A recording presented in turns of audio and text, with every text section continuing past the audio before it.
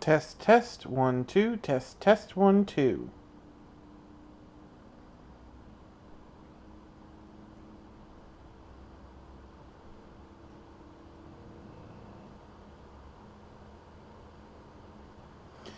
Test, test, 1, 2, test, test, 1, 2.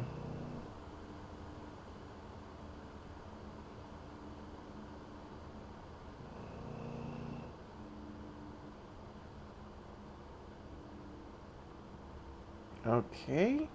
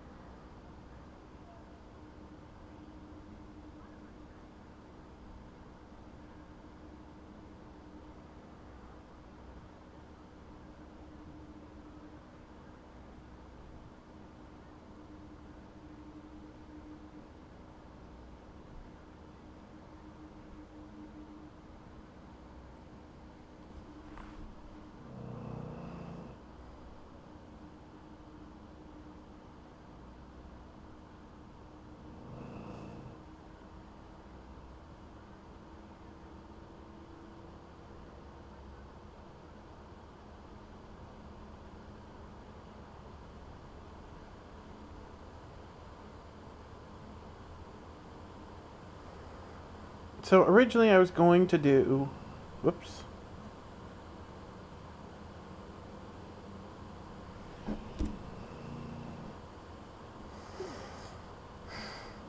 Originally I was going to do Lost in the Wrong World, Chapter 3.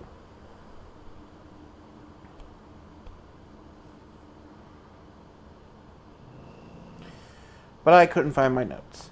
I've dug through a ton of files, and I'm probably going to have to hunt down the old memory card I used to use for backups to find it again. So instead, we're going with the next one in the queue, which is this one.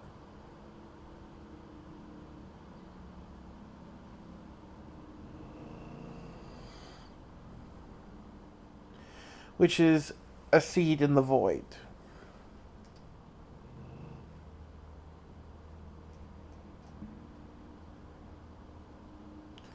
Which, hold on, I'll put a link to the story as usual in the chat.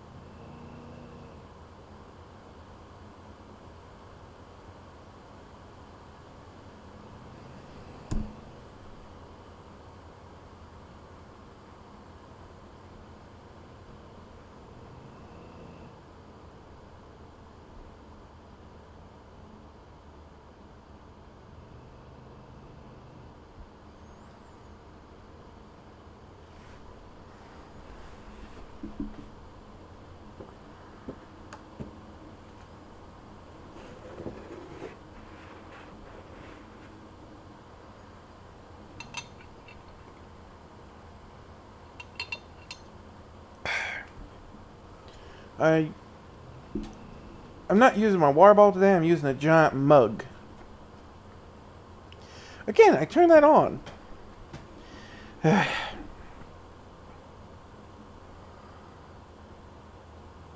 got one of those novel I'm down to just 1 cup a day mugs, and it's a literal liter size mug. So I just got a liter of water with some flavor packets in a mug. Now, normally I use my water bottle for this. And it's got these little caffeine packets, not caffeine,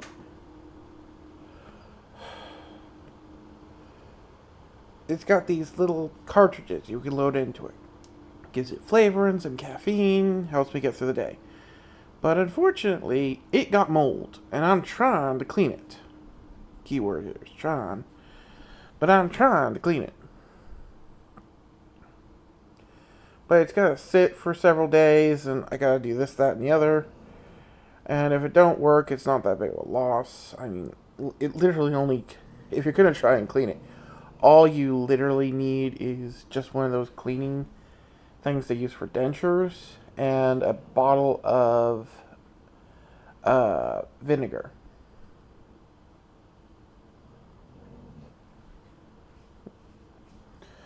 Which, compared to a $20 metal water bottle, that's pretty cheap.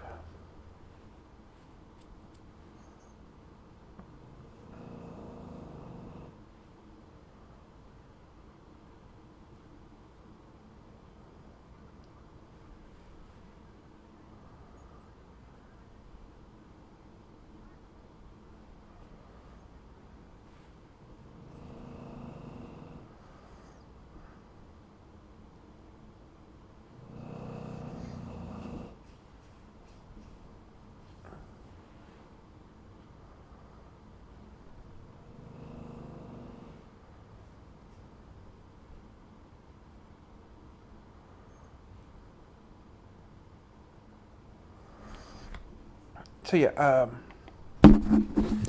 I was trying to drink from my massive mug and realized I needed to move it.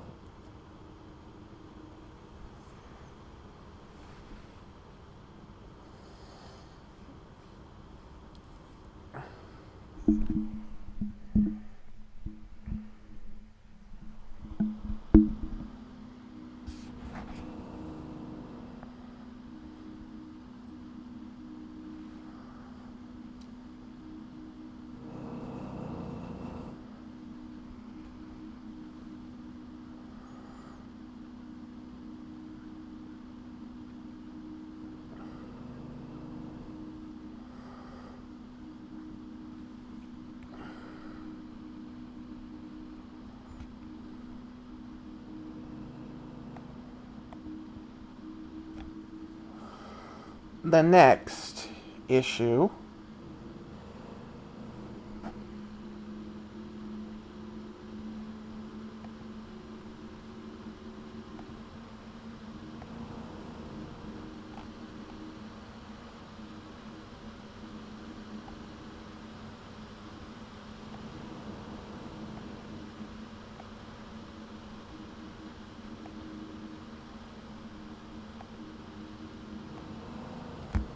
I needed to solve was a better way of communicating.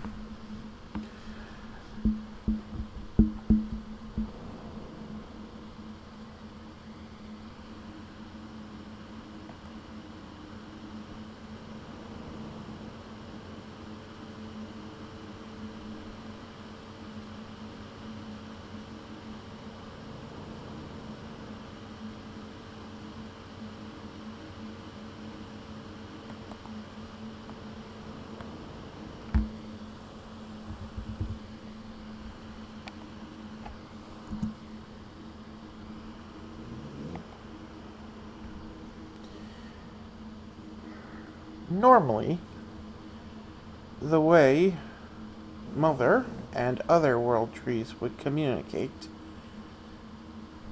with their non-world tree offspring would be through a root network. However,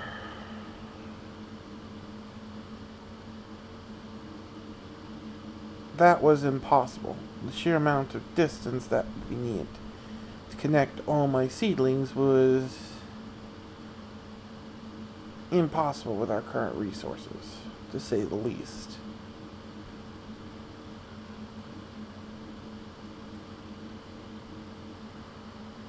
Mother's memory had entire sections of languages, verbal and even physical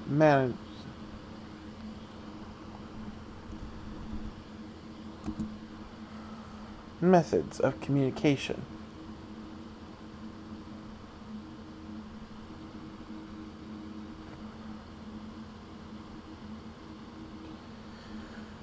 But in the void, these were all but useless.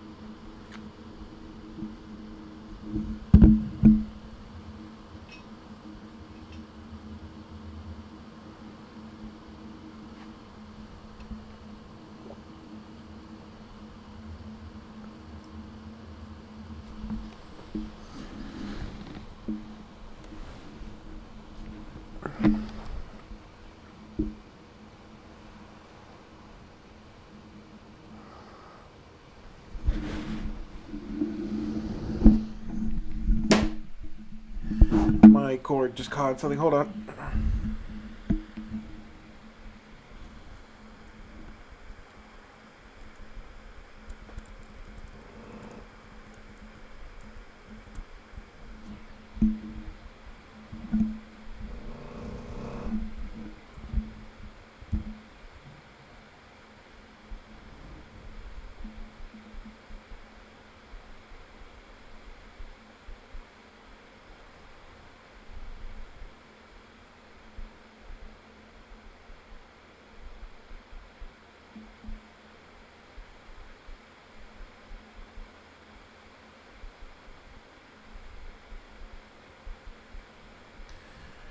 And primarily, they had been communicating by using bits of genetic memory, growing small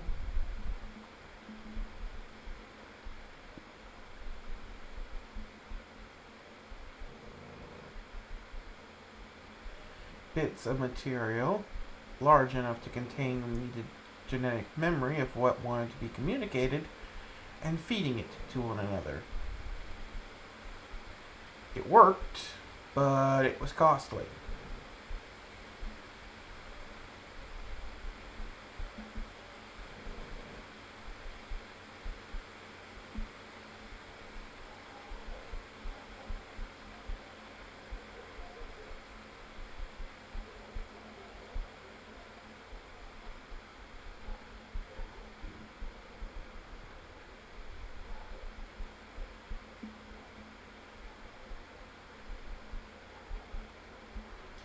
But while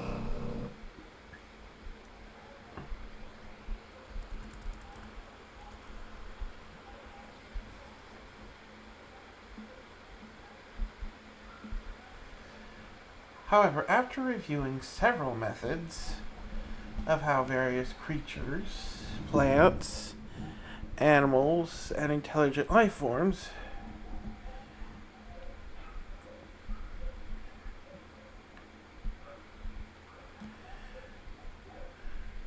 communicated, two were chosen.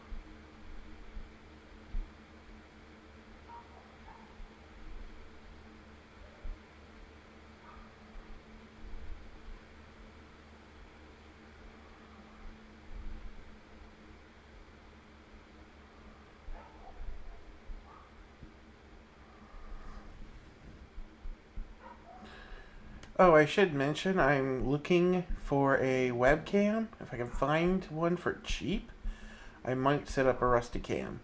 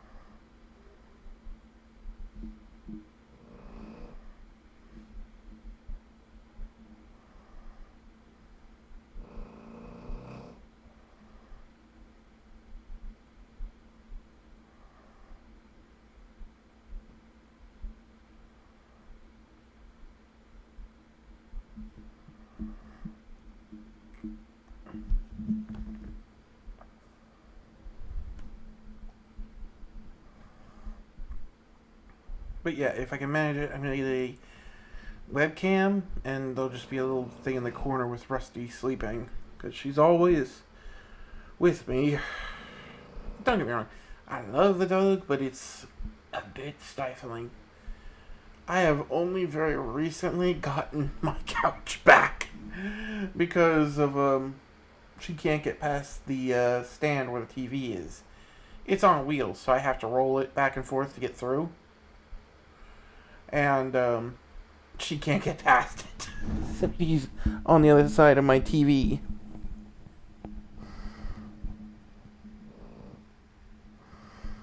I have a little barricade, and she's not happy about that. She's not whining or whimpering, but she's not pleased with it either, because she has to sleep in her little pillow instead of getting on my couch. Now, little pillow is a bit of exaggeration when it's bigger than the pit bull.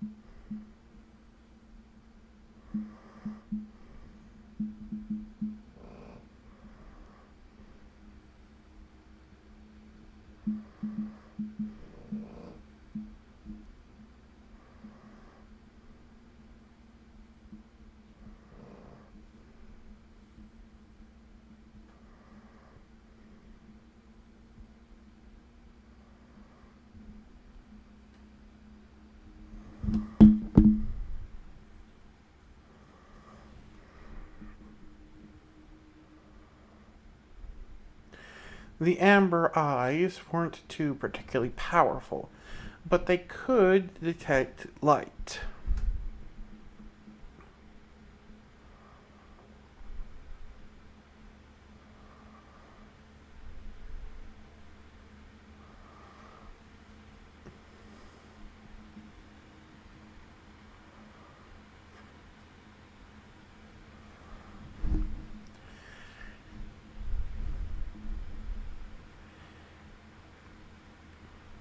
And crystal based life forms was the newest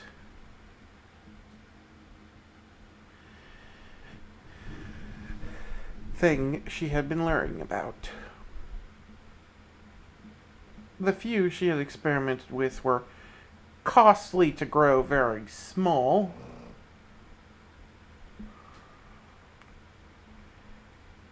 and were extremely energy intensive to use.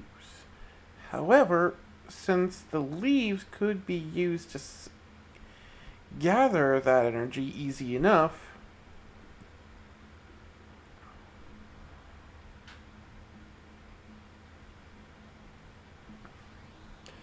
with some modification,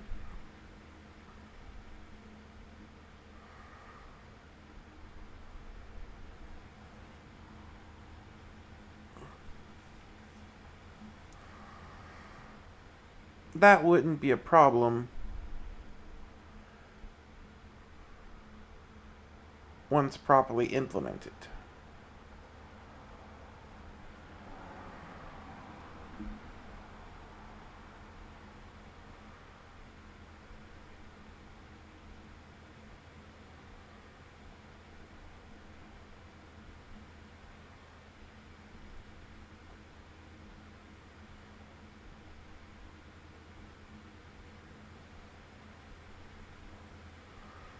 As one had to convert biological energy into electrical energy,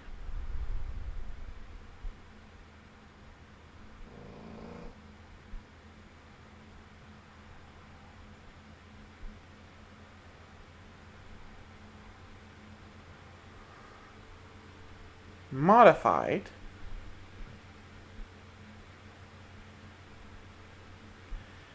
to gather the electricity over time from the ambient light of the sun, and then stored within the crystals themselves.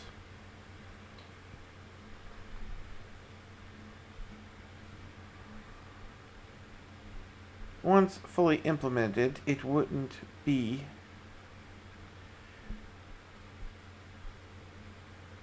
as energy intensive if they just grew the crystals.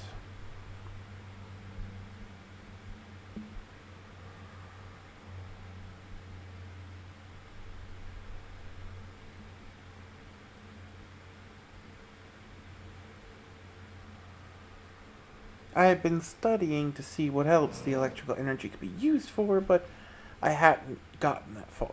However, I had learned three interesting things when using silicon based life. One, they could store electricity, not a large amount.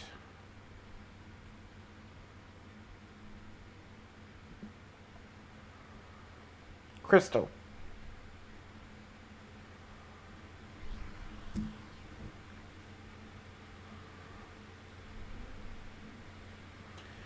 Two, they could be used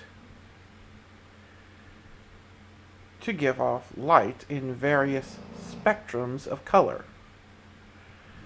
By having each of my seedlings give off a light color at their choosing, it was much easier to track them from greater distance.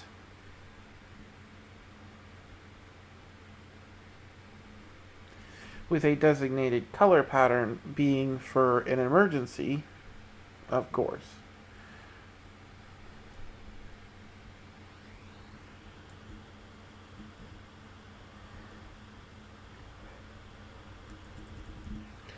Next came the communication method.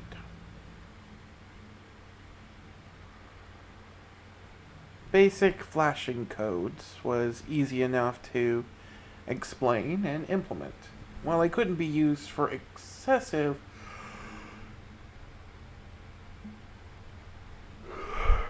communication, as putting that much information into genetic memory was taxing, to say the least.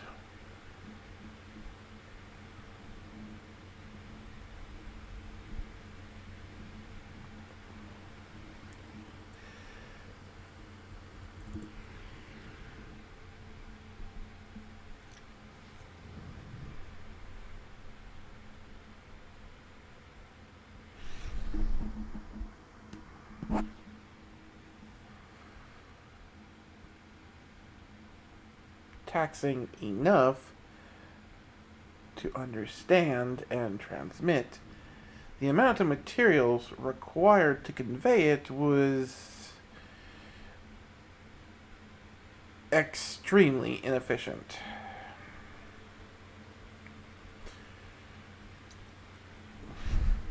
So, basic codes would have to do for this time being. Food, ice,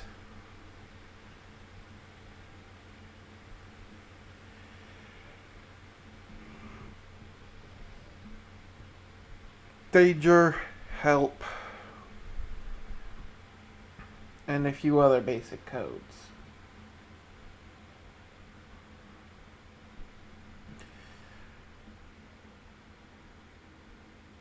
While they hadn't lost any of the seedlings yet, they had come close more than a few times.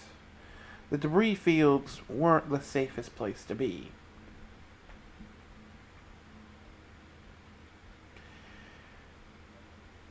Even if it didn't look like it, everything out here was constantly moving and shifting. One moment you could be latched onto a large rock, eating away, and the next second, a piece of rock no bigger than a bead could hit hard enough to shatter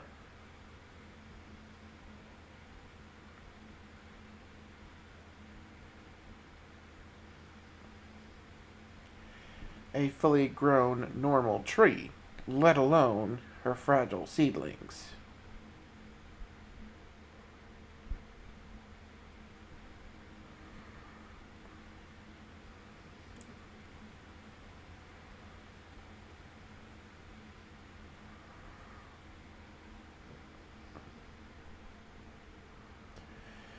And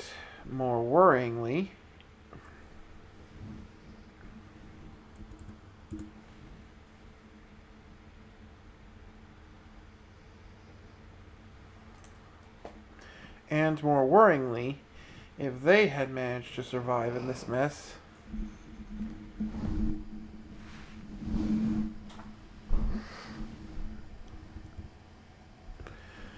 new environment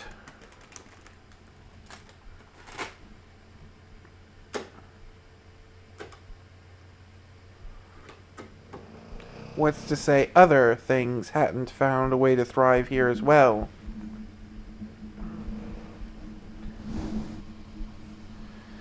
That was what had her worried the most.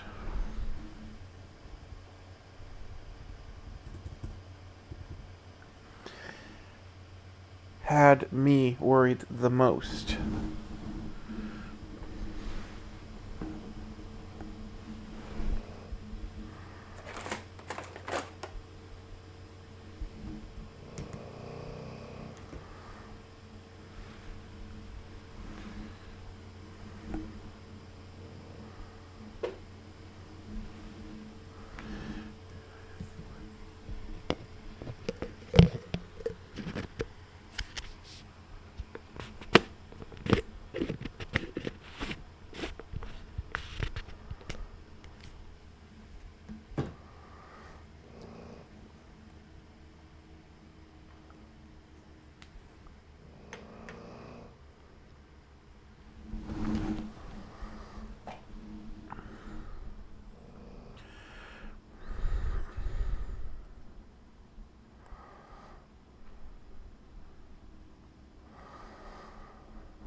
Just because you didn't see the predator did not mean the predator did not exist.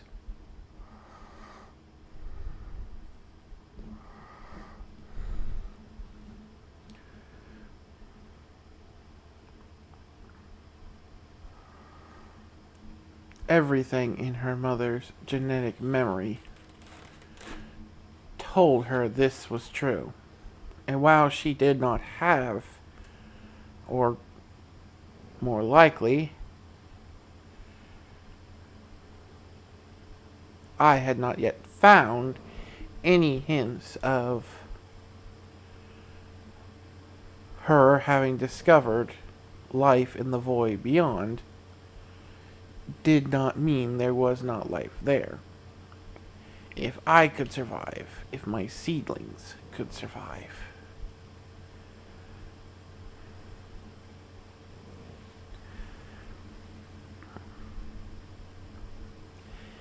it was likely not as lifeless as it first appeared.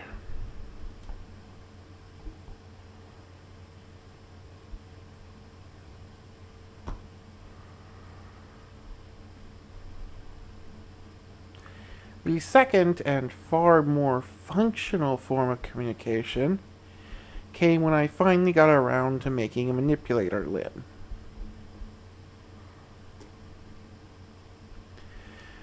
The larger consuming roots and stomach-like system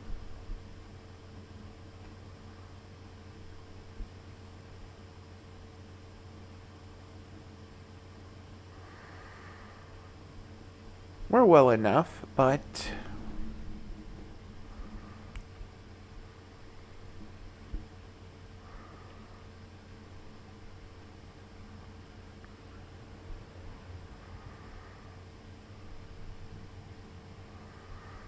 unlike my seedlings who only had a desire to grow and fulfill their duties,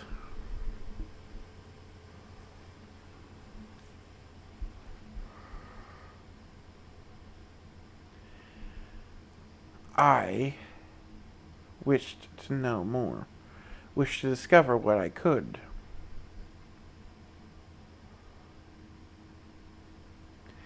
And being able to interact and observe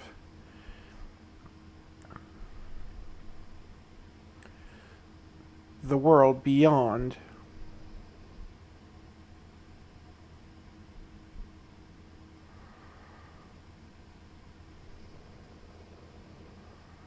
consuming everything I came across was part of that. The first limb created was based off of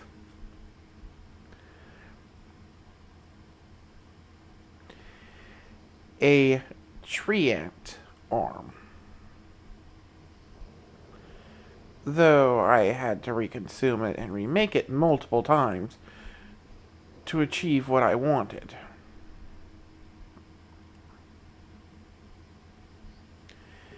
The problem was treants are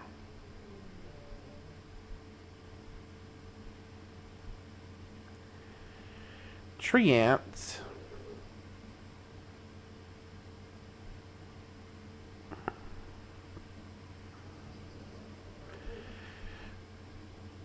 typically based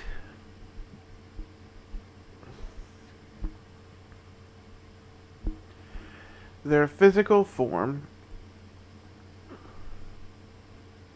off of the most powerful predator they come across.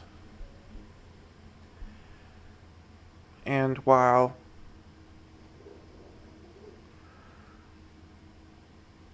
some would base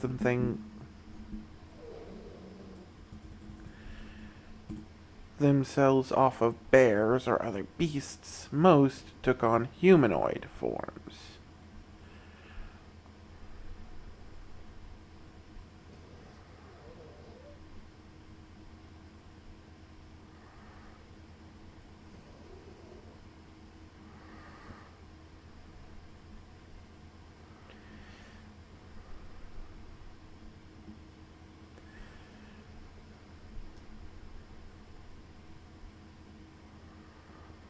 I had no good way to extend and contract the limb.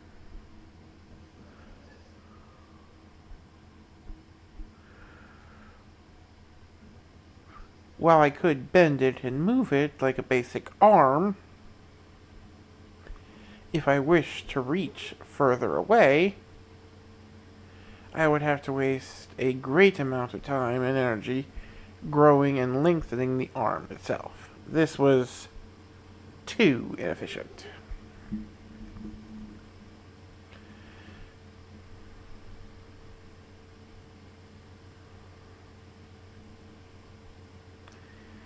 While it would not be strong, I based the idea off of it like a tree limb.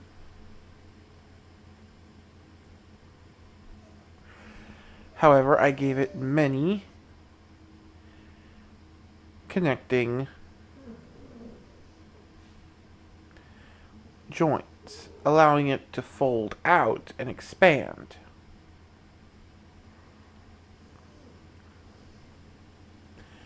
Fully extended, it resembled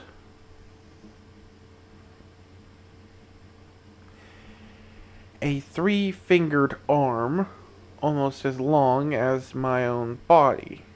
However, retracted,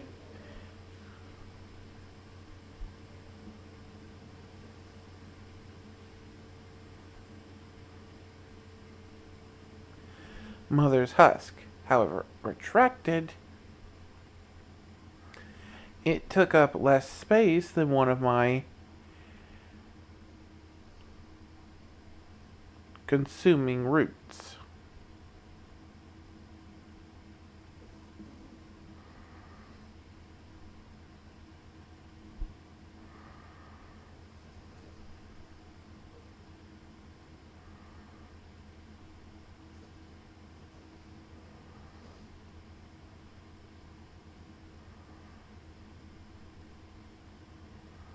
The limb wouldn't be powerful enough to pull entire large chunks of material towards me, but I had the consuming roots for that.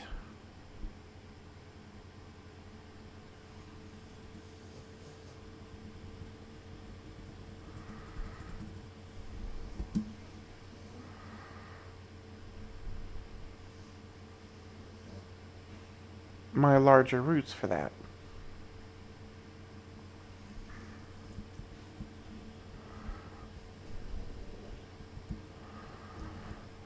Fix root name.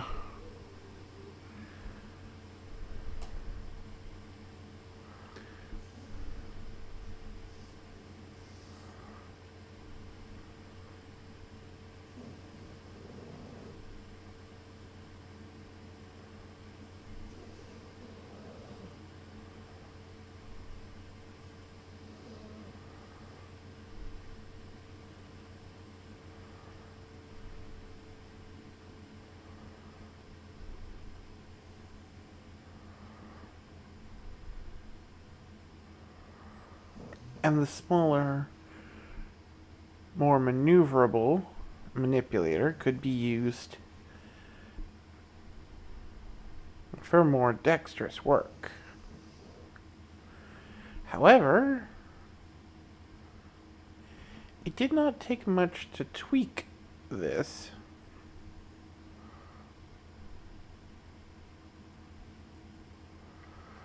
And using mycelium as a go-between, I created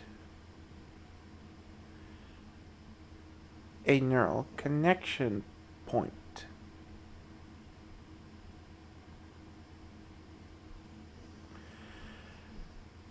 After asking my oldest seedling, which was getting quite large,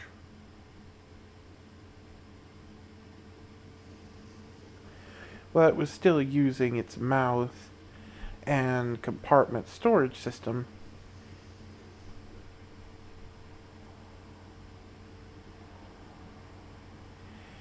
it had improved its own roots to match my more complex ones, allowing it to grab smaller bits of material and shove it into its internal storage.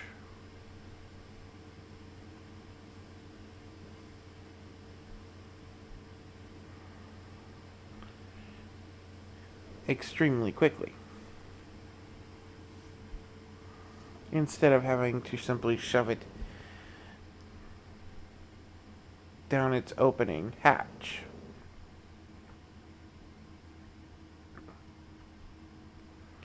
And risk material floating out.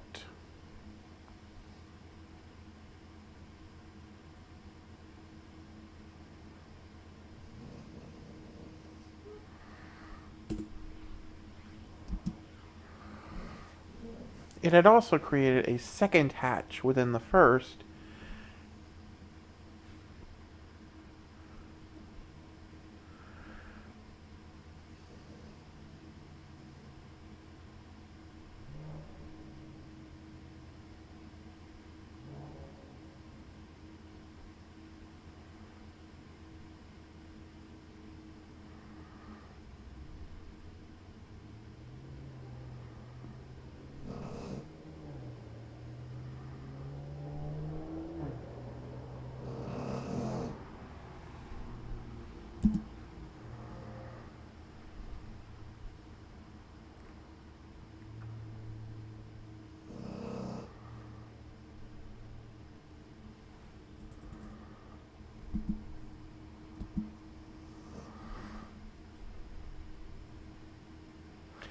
I hate when it does that. I can never tell if I can say anything without deleting something.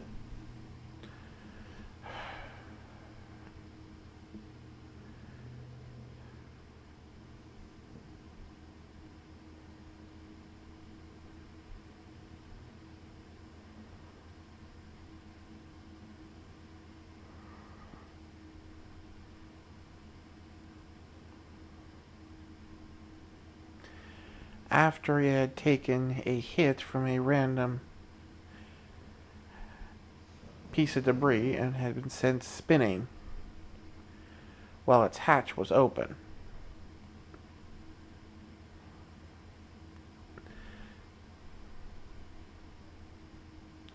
Jettisoning the more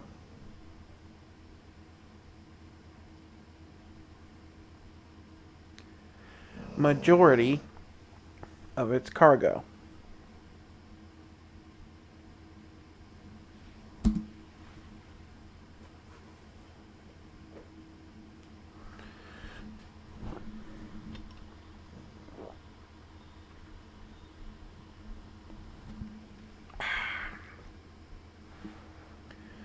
Giant mug of juice. Technically it's water, but still good.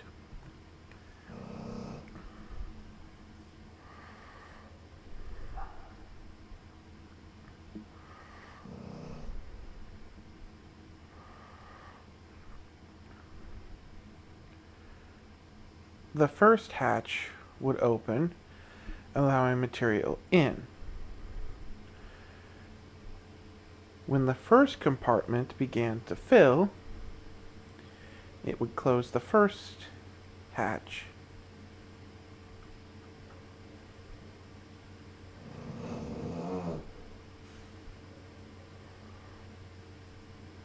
and open the second, dumping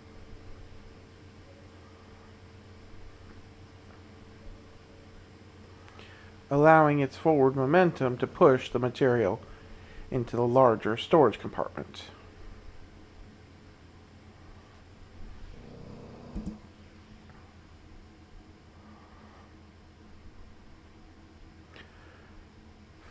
Once it had finished growing the small patch of mycelium on its exterior,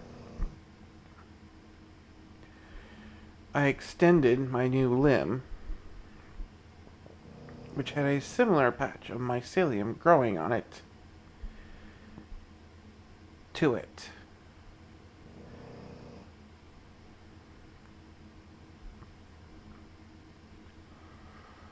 And for the first time, I heard my seedling's voice. It could not speak. It did not understand language in the same way I understood it. But I mostly understood language from Mother's own genetic memory. When I had created them, I gave them as much information as I thought they could use that I could also fit in them from the genetic memory. But with this new connection, I could transfer this information freely,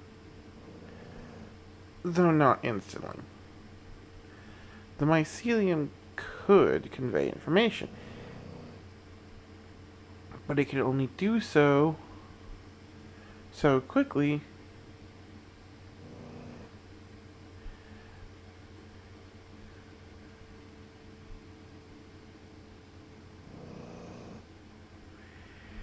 and its speed was primarily limited by how much surface area it had to work with.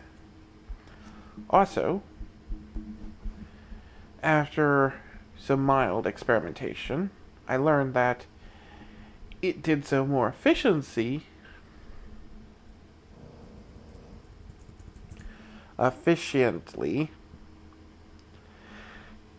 if it had electrical energy instead of biological energy.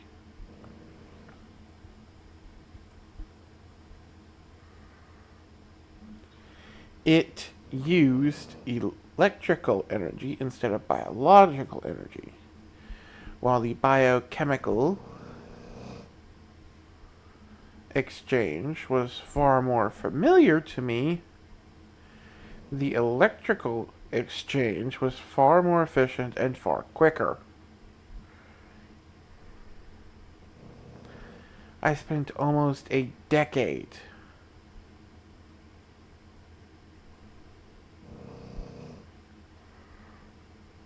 working with my oldest seedling, trying to figure out how the best way to communicate with my existing seedlings, how to give them a proper voice, enough thought to communicate and actually speak. The list went on.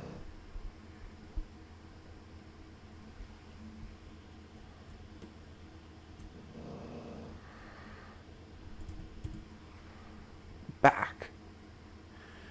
They were still somewhat stunted.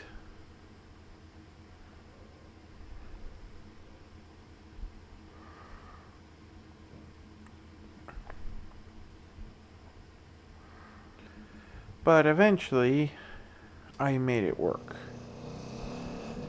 Using the traditional communication method of giving small amounts of genetic data-related material, I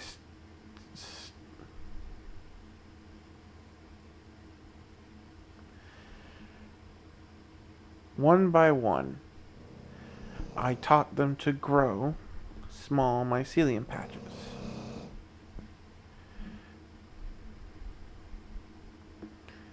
Some I even showed how to make more simplistic versions of my own limbs so they could communicate with one another without me to be its go-between.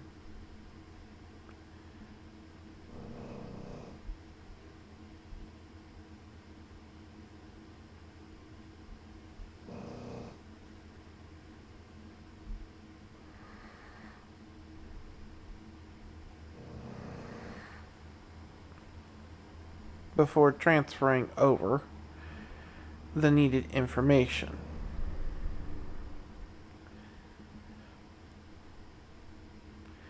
It didn't take nearly as long once the process had begun than it did with my first seedling, as I wasn't learning as I went.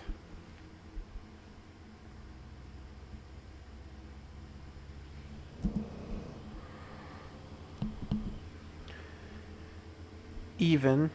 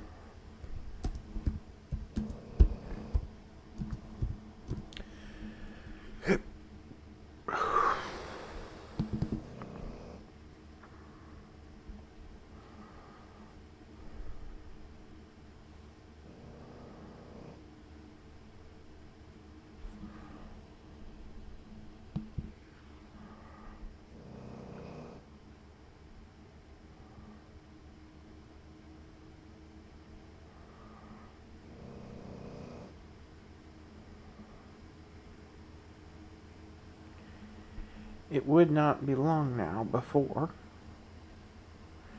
I would begin to create new batches of seeds to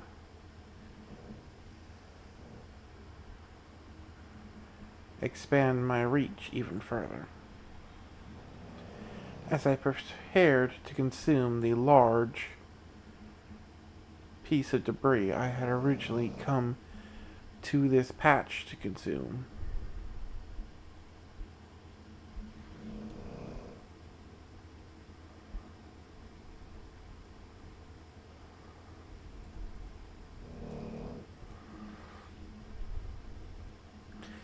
herefore,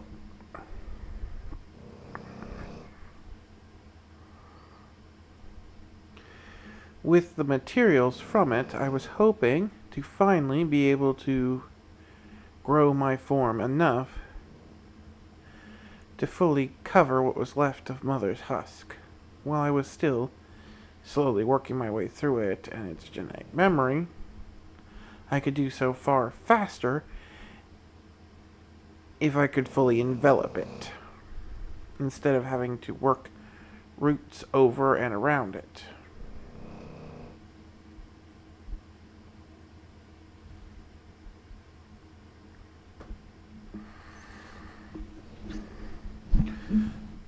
Once this was achieved, I could begin working on a more permanent form. While forms would never truly be permanent for me or my seedlings, we did adopt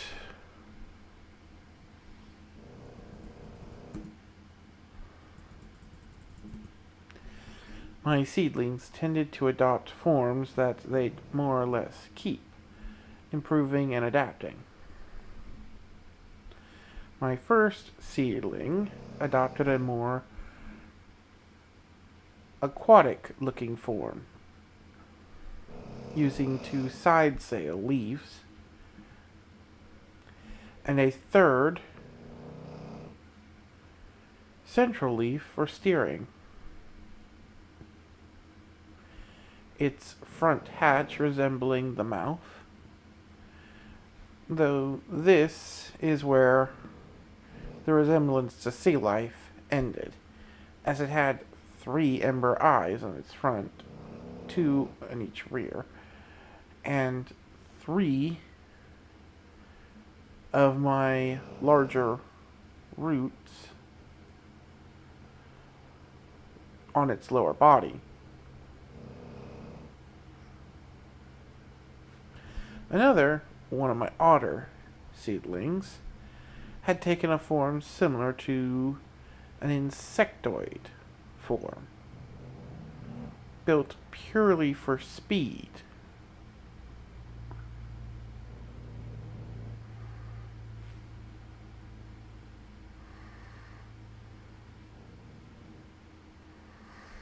It would fly around hunting for the most resource-rich materials to consume and condense down into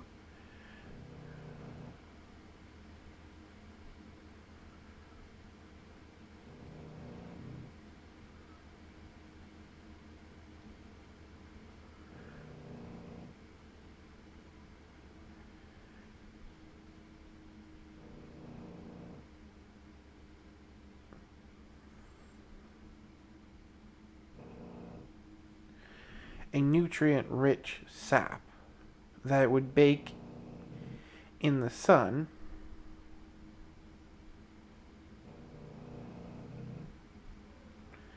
It wasn't quite amber like what I used for the eyes, but it was similar enough to draw the comparison.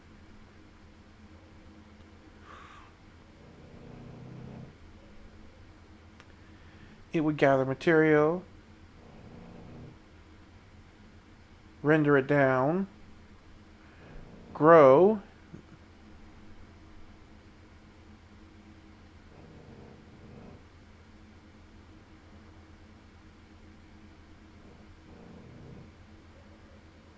a relatively spear-shaped object of the material before pushing against it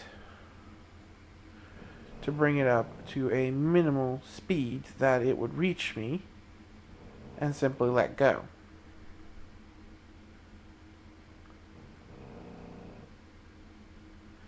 Before returning to its effort.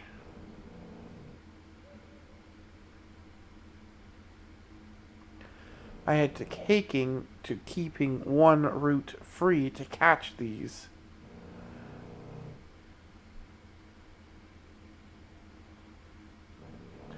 After the first one hit me. If they weren't so valuable,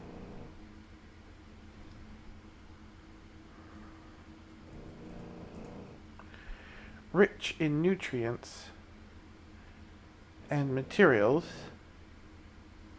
I would have been extremely cross as it had managed to destroy one of my leaf sails.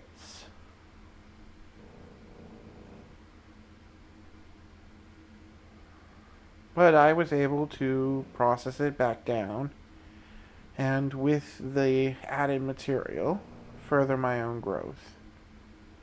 I just had to keep an amber eye out for it.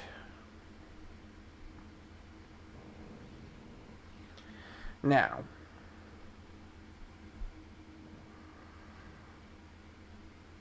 the others had varying shapes, forms, sizes, and designs. I did not limit them.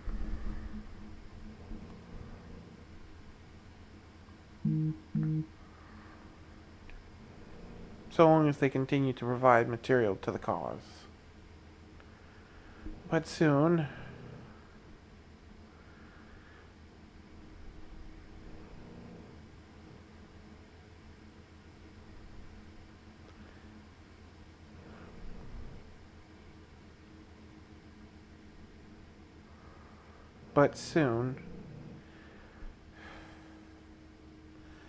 I'd have to decide on our next course of action. The debris field around the larger piece of debris was growing thin, and it would not be long before I would have to send them further out or move on.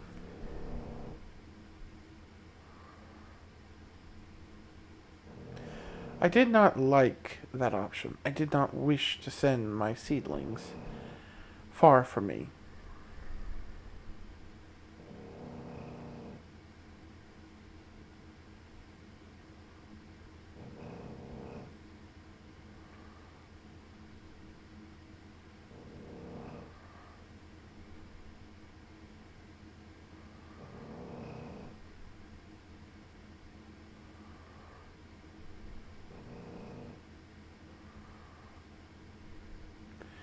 There was a type of necromantic insect that would build its hives within the corpses of animals and use it until their home died, in which they would consume the corpse and move into a new one.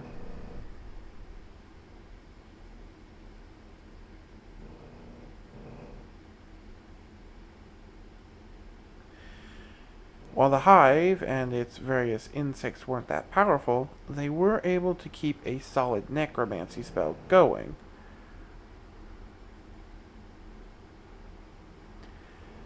While I found, like many life-oriented creatures, the idea of the undead horrible and disturbing,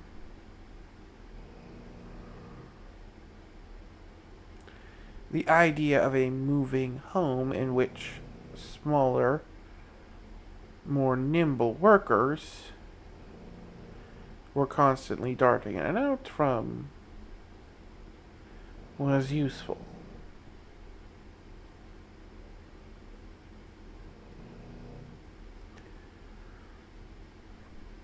Once I completed my next development, maybe that was a path to go beyond.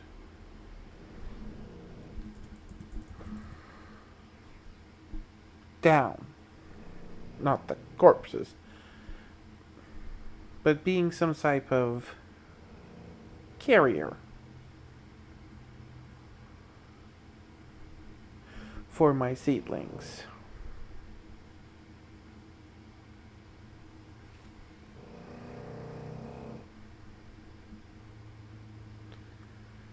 Well, I think that's it for tonight.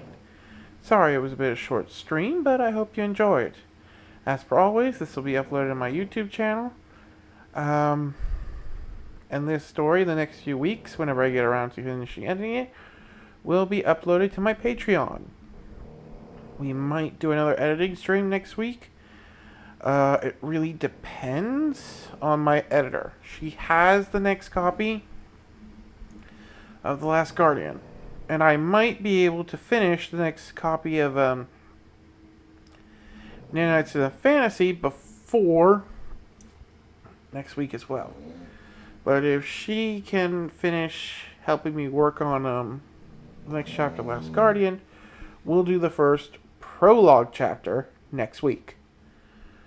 While the story itself is finished and is, when she's done with this chapter, fully available on my Patreon, there will be at least one, maybe two epilogue chapters to wrap things up and set things in motion for book 2. With that said, this is Wrecker, signing off.